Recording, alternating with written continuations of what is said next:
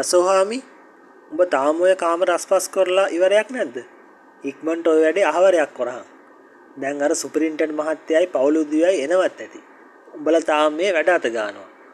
බින්ගිරි අප්පු ඉක්මනට ඔය ඉස්සරහ සුද්ධ කරහන්. බලහන් හැටි මං පස්සෙන් ඉන්න මොන උඹලට මේවා කියන්නේ. ඉක්මන් කරහන්. ඒ හඬ තේගිරිස්ගේ සනගල තැන්න වතුයායට ඇති වතු බංගලාවේ දශක 4කටත් වඩා වැඩි කාලයක් ප්‍රධාන ගෘහසේවකයා විදියට වැඩ කරන්නේ මේ තේගිරිස්. ප්‍රතාපවත් වෙනමක් තියෙන කරන වැඩේ හරියටම කරන විශ්වාසවන්ත සේවකයෙක් විදියට තමයි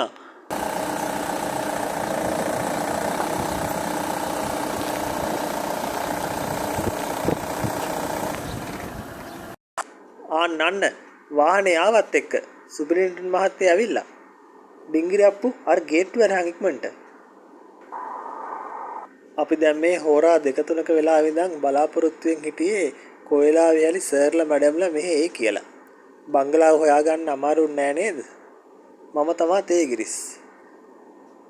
ඔව් මට අමරසේන මහත්තයා කිව්වා තේගිරිස් ගැන. මේ ඉන්නේ මගේ නෝනයි දුවයි. මේ දෙන්න තමයි මාත් එක්ක මේ පදිංචි වෙන්නේ. හොඳයි සර්. ඩිංගිරි අප්පු ඉක්මනට මේ සර්ලගේ නෝන්ලගේ බඩු ටික අරන් වරෙන්. අර යසෝහාමි උඩ තට්ටුවේ ලෑස්ති කරලා තියෙන කාමර වලට මේව ඇන්න ඵලයන් දැම්මම යමු සර්ගේ ඇතුළට. අපි මොනවා හරි බීලා මිමු. සර්ලට ගවන් මහන්සියත් ඇතෙනේ. එන්න මැඩම්. එන්න පොන්ෂන් ඕන. අගලවත්ත ප්‍රදේශයේ රබර් වත්තක වතු අධිකාරීවරයෙක් විදියට සේවය කරපු තමන්ගේ තාත්තට හදිස්සියෙම ලැබුණු ස්ථාන මාරුවත් එක්ක සීතල නුවරඑළියේ තේවත්තක බංගලාවක පදිංචි වෙන්න ලැබීම තාමත් අවුරුදු 19ක් වෙච්ච සපුමලෙට නම් දැනුනේ හරිම අමුතුම අත්දැකීමක් විදියට. කාලයකට සැරයක් නුවරඑළිය ට්‍රිප් එකක් ආවම සපුමලේ හිතුවේ කවදාරි දවසක Tamanටම කියලා වෙන් වෙච්ච ගයක් අරගෙන මේ ලස්සන පළාතේ කාලයක් ගත කරන්න තියනවා නම් කොච්චර හොඳයිද කියලා. සර්ලට කැමවල මුකුත් මදිපාඩුවක් තියනවද මන්ද? සර්ලා තින් මේ පළාතට අලුත්නේ. එහෙමනම් ප්‍රශ්නයක් නැහැ තේගිරිස්. කැම ටික නම් හොඳයි. නේද නෝනා? අනේ ඔයාලා ගොඩක් මහන්සිලා තියෙනවා. මොන මහන්සියක්ද? අපේ යසෝහාමි ගමකට උනත් කන්නෝයයි කියනවනේ. අපදෙස බැලුව මුළු තැන්ගේ සේවිකාව බයාදු ලෙස හිස පහත් කර සිනාවක් පෑවේය. එහෙනම් අද මේ ඔෆිස් එකට යනවද සර්? මම බැලුවේ හෙට උදේ යන්න කියලා. ඒක හොඳයිනේ. අද පොඩ්ඩක් රෙස්ට් එකක් අරගෙන හෙට උදේම යමු. හොඳයි සර්. මං එහෙනම් අපේ පියදාසට කියන්නම් සර්ගේ කැබ් එක ලෑස්ති කරන්න කියලා හෙට උදේට. එහෙම හොඳයිනේ සර්. ඔව් තේගිරිස්ට හොඳ විදියක් කරන්න. දෙමහල් නිවසක් වෙච්ච තමන්ගේ අලුත් නවාතැන ටිකක් විපරම් කරලා බලපුව සපුමලි අන්තිමට තමන්ට වෙන් කරලා දුන්න කාමරයට ගියේ හවස ඇඳිලි වැටිගෙන එනකොට. ජලල් දින මෑත් කරලා ජනේල ටිකක් විවෘත කරනකොටම සපුමලිව පිළිගත්තේ සීතල හුලඟකින්. ඒත් එක්කම ඈත කඳු යායවල් මීදුමින් වැහිලා යන විදිය සපුමලි බලාගෙන හිටියේ මහ පුදුම ආසාවකින්.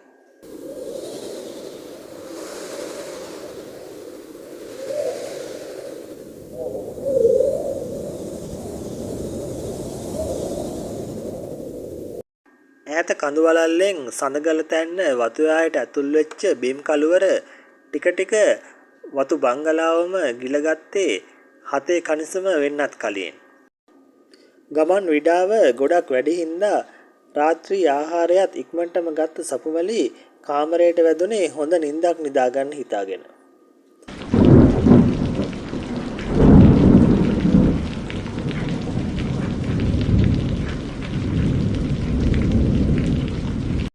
මා හඬින් ගහපු අකුණු සද්දයක් එක්ක සපුමලි ඇහැරුනේ තිගැස්සිලා.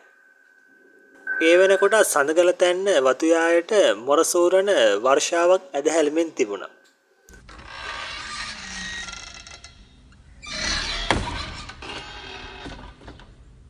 සපුමලි දැක්කේ වැස්සත් එක්ක ආපු හුලඟට තමන්ගේ කාමරේ ජනේලක එක පළුවක් ඇරමින් වැහිමින් තියෙන ආකාරය.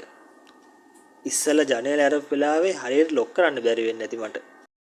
සපුමලේගේ කාමරේ මේ ජනේල ළඟට ගෙදර ඉස්සරහා ගේට්ටුව පැහැදිලිව දැర్శණය වෙනවා. ඇඳෙන් බහැලා ජනේලේ වහන්න හිතාගෙන ජනේල ළඟාවට ගියපු සපුමලේට පෙනුනේ හාත්පසම ඝන අන්ධකාරය විතරයි. ඒත් එක්කම මා හඬින් තවත් අකුණක් පුපුරලා ගියේ පලාතම විදුලි කෙටීමකින් ආලෝකමත් කරමින්. තප්පර කීපයකට ඇතිවෙච්ච ඒ විදුලි කෙටීමේ ආලෝකයෙන් සපුමලී දැක්කේ ගේට්ටුව ළඟ කවුරුන් හෝ සිටගෙන සිටිනවා. මේ මහවැස්සේ ගේට්ටුව ළඟට වෙලා ඉන්නේ කවුද කියලා හිතට ඇතුල් වෙච්ච කුතුහලයත් එක්කම ඝන අන්ධකාරය දිහා තවත් තප්පර කීපයක් බලාගෙන හිටියේ ඊළඟ විදුලි කෙටීම එනකම්.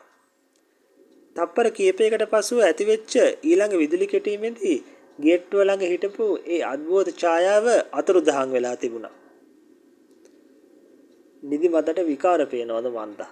නැත්තම් ඉතින් මේ මහරෑ මේ මහවැස්සේ එළිය පහලියකට යනවද මොලයක් තියෙන මිනිස්සෙක්? Tamanටම කියලා හිත හදාගත්ත සපුමලි ආයේ නින්දට යන්න සූදානම් වුණා. එක් නිමේෂයකට ගේට්ටුව ළඟ හිටපු ඒ අද්භූත ඡායාව මේ මොහොතේ Tamanගේ ජනේල එහා පැත්තට වෙලා Taman දිහා නෙත් යොමාගෙන ඉන්නවා කියලා කිසිම දෙයක් දන්නේ නැති සපුමලි නින්දට වැටුණා.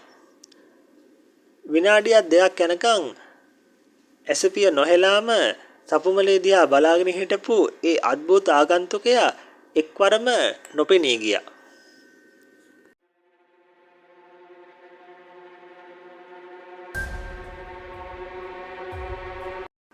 කොහොමද පුංචි නෝනා? මොකද හොඳට නිින්ද ගියාද? පසුවදා උදෑසන අවදි වෙලා පහළ මහලයට බහ ඉන්න සූදානම් වෙච්ච සපුමලේගෙන් තේගිරිස් විමසුවා. ගැටලුවක් නැහැ තේගිරිස්. අන්න සර්වි මැන්නෝයි පහළ ලෑස්තිලා බලන් ඉන්නවා. නෝනටත් ලෑස්ති වෙන්න කිව්වා සර්ුත් එක්ක ඔෆිස් එකට යන්න. මම මොකටද ඔෆිස් එකට යන්නේ? ඒක නම් දන්නේ නැහැ පුංචි නෝනා. සර්ගෙන් අහලා බලන්නකෝ. සපු ඉක්මනින් ලෑස්ති වෙන්නකෝ. ඔයාවත් ඔෆිස් එකට එක්කන් යන්න ඕන. මොකද්ද තාත්තේ මං අද හිතන් හිටියේ පොඩ්ඩක් ඇවිදින්න යන්න. ඇවිදින්න පුළුවන් හවස් වරුවේ. ඔයා මේ දන්නේ නැති පළාතක තනියම යන්න පුළුවන්ද? හවසට ආවට පස්සේ කාත් එක්ක හරි යන්න පුළුවන්. එහෙම දන්න කියන කවුරු ඉන්නවත් ඒගිරිස්? අප්පෝ ඕන තරම් හොයාගන්න පුළුවන් සර්. විශ්වාසවන්තයෝ ඕන තරම් ඉන්නවා. ඒකනේ. ඒ නිසා තනියම යන්න ඕනේ නැහැ. දැන් ගිහින් ලෑස්ති වෙන්නකෝ ඔෆිස් එකට යන්න. තාත්තගේ පෙරත්ත කිරීම නිසාම අම්මත් එක්ක ඔෆිස් එකට ගිහිල්ලා පොඩ්ඩක් විසිට් එකක් දාලා දවල් වෙලා ආයි අම්මත් එක්කම ගෙදර ආවා. මේ තමා මාලා. අපේ අසෝහාමිගේ දෝණියන්ද. පුංචි නෝනට වත්ත බලන්න ඕනේ කිව්වනේ. මාලා එක්කයි. මේකේ දන්නව මේ හැම අස්සක් මුල්ලක් ගැනම. එහෙම නේද මාලා? මේ සඳ කරලා තැන්න වත්ත හරීම ලස්සන තැනක් තමා නෝන මාත්‍යා. දියාලිම 3ක් තියෙනවා. දොළපාරකුත් තියෙනවා. වැහිලිහිණි කූඩු ඒවා තියෙන තැනුත් තියෙනවා. අද බැරි වුණොත් හෙට පුංචි නෝනා මං කෝවිලටයි පන්සලටයි එක්කයි යන්න. දුප්පත් කමින් උපරිම ලෙස පහර කෑ එක එක ලෙස බැලු බැල්මෙන්ම කියන්න පුළුවන් මාලා මාත් එක්ක ඉක්මනින්ම හිතවත් වුණා. මාලාගේ මග පෙන්වීමත් එක්ක හවස 2:00ට 3ට විතර මම පිටත් උනේ වත්තේ ඇවිදින්න හිතාගෙන. ගොඩක් කල් ඉඳන් විදින්න බලාපොරොත්තුෙන් හිටපු ලස්සන පරිසරයක මේ වගේ තනි වෙන්න ලැබිච්ච එක කොච්චරනම් වාසනාවක්ද කියලා මට හිතෙන්න ගත්තා. අර මොකද්ද මාල් ඔය නෝන මහත්තයා ඔය බංගලාවේ සුසාන භූමිය. බංගලාවේ උත්තමයන්ට විතරයි ඕක වෙන් කරලා තියෙන්නේ. අර තියෙන සොහන් කොත් ඔය බංගලාව දැන් අවුරුදු 150ක් විතර පරණයිනේ. ඔය බංගලාවෙම ඉඳලා මියදිච්ච හාමු මහත්තුරුන්ගේ නෝන හාමු මහත්තුරුන්ගේ එතකොට උන්දලගේ දරුමල්ලන්ගේ එහෙම මුත ශරීර තමයි උතන වල දාලා තියෙන්නේ. පුංචි නෝනට බලන්න ඕන නම් මං එක්කන් යන්නම් එතනට. මාලට බය නැද්ද? මම මොකටද නෝන බය වෙන්නේ? උදේ හවස මං කීපාරක් නම් උතනින් යනවද? මැරිච්ච මිනිස්සුන්ට නෙමේ පුංචි නෝන බය වෙන්න ඕනේ. ජීවත් වෙලා හිටපු මිනිස්සුන්ට. පර්ජස් 20ක වගේ භූමි භාගයක තමයි මේ සුසාන භූමිය පිහිටලා තිබ්බේ. මේ විදිහට එතන සොහොන්කොත් 15ක් 20ක් විතර හදලා තිබුණා. බොහෝම පැරණි තාලේවා. හරියට විශාල ප්‍රමාණයක් වෙන් කරගෙන සෑහෙන්න උසට හදපු සොහොන්කොත් තමයි මේ සුසාන භූමියේ පිහිටලා තිබුණේ.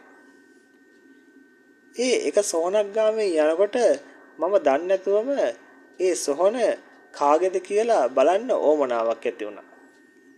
රොමේල් ෆොන්සේකා. උපත 1955. විපත 1977.